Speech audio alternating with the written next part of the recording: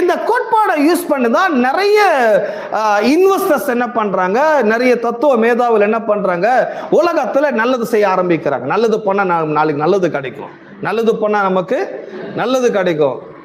பகையை விதைச்சா பகை நமக்கு வரும். இன்னைக்கு நிறைய பேர் சொல்றாங்க, எங்க போனாலும் என்ன பிடிக்கல, எல்லாரும் திட்டுறாங்க, எல்லாரும் பகைக்கிறாங்கன்னு. வேற ஒன்றும் இல்லை, நீங்க எல்லாரும் திட்டு இருக்கிறீங்க, உங்களை எல்லாரும் என்ன பண்றாங்க இப்போ?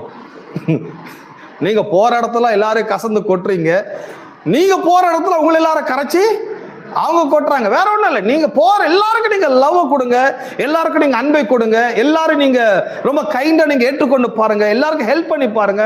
நீங்க போற இடத்துல உங்களுக்கு கதவுகள் திறக்க ஆரம்பிக்கும். உலகம் அப்படிதான், உலகம் வந்து அப்படிதான் இயங்குது. ஸோ நான் கெட்டதில் பண்ணி நான் நல்லது எதிர்பார்க்க முடியாது, நான் நல்லது பண்ணி கெட்டதை நான் எதிர்பார்க்கவும் முடியாது. நான் என்ன செய்யறேனோ அது எனக்கு ரிட்டர்ன் கிடைக்கும்ன்றதான் இந்த உலகத்தின் கோட்பாடு. ஸோ அந்த விதத்தில் இந்த டைமிங் வந்து நீங்க கொடுக்க ரொம்ப முக்கியமான நேரம். ஆகவே